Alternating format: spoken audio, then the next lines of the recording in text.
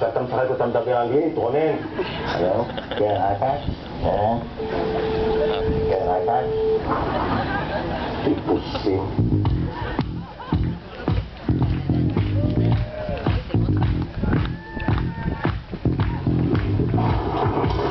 נראה פה הרבה יותר לקוחות, והולכים להיות באמת אחת החברות הגדולות בתחום הפיננסי במדינת ישראל. צודק. אני רוצה להגיד משהו בשבחה של פסגות. אדוני, אני הייתי צריך הלוואה של 200,000 שקל. יש פה את בית שאני עכשיו פרצתי אליו. הגעתי לאקסלנס. אמרו לי, לא מכירים אותך, אין הלוואה. הלכתי לדש, אמרו לי, לא מכירים אותך, אין הלוואה. באתי לפסגות, אמרו לי, מכירים אותך, אין הלוואה. אני חושב שהדבר הכי חזק של הבית הזה זה האנשים שעובדים בו. לתת שירות ברמה הכי גבוהה ללקוחות שלנו, שבלעדם אין שום משמעות לעסק הזה. אביעד, תראה את העיניים. הסליחה שאני מפריע פה לכבודו, שהוא המנכ"ל, אני חייב להחמיא לו. אני דיברתי עם כל העובדים וכולם עובדים פה אחד. מאתגר, מעניין, כיפי, זה לא. אבל איפה שיעבדו, במסעדת צ'יקלילה, בתור מלצרים? אני מאוד כועס עליו, אפילו הגבול הפגוע.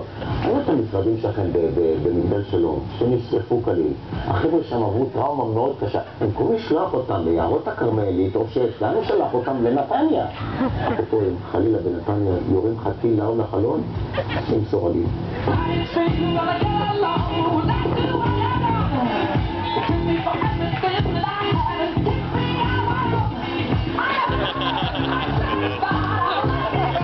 מה אחוז זכות של פסגות? העובדים. היכולת המטורפת הזאת של העובדים לזוז עם הגבינה, מהתפוזים גם. כל מה שיש להם. סליחה שאני מפריע לכבודו. מה זה, שאני חייב להגיד משהו בשבחו של האיש. באמת, כולם אומרים את זה. חכם, אינטליגנט, מבריק. אדוני, הוא לא מושך אותי. הוא מושך אותו.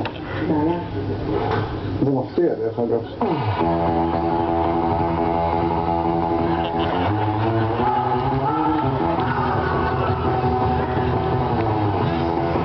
מה אתם מתעבדו עם האחרים?